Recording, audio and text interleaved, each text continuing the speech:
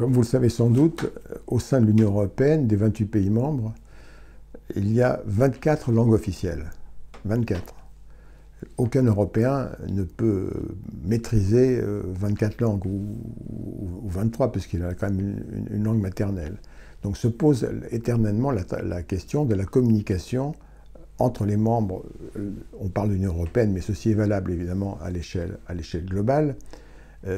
Comment est-ce qu'on peut s'en tirer?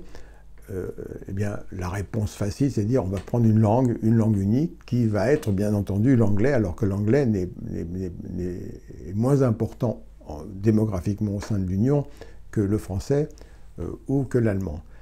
Mais il existe des solutions au moins partielles. C'est l'intercompréhension, c'est-à-dire le fait de parler dans sa langue et d'être compris par son interlocuteur qui lui-même s'exprimera dans sa propre langue. Par exemple, moi je suis français, vous êtes italienne, je parle français, vous parlez italien, et ça marche.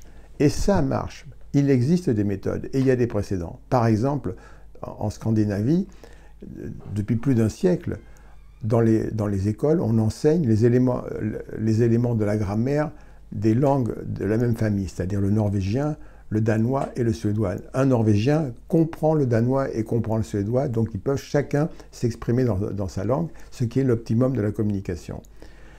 Alors évidemment, cette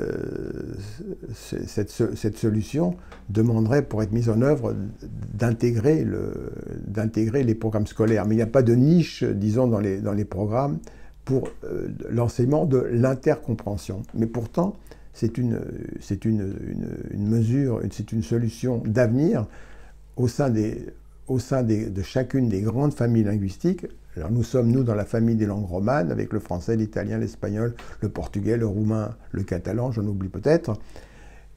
Il est parfaitement possible de se comprendre entre nous pour peu que nous y soyons formés. Il y a des méthodes, il suffirait de les généraliser. Et je pense aussi que cela contribuerait à installer une multipolarité linguistique au niveau mondial, avec comme grands ensembles l'anglais, qui sera parlé par un peu plus d'1 milliard de personnes, le chinois, le mandarin, parlé lui aussi par plus d'1 milliard de personnes, et les langues romanes, si on les considère comme une seule langue. Et c'est possible.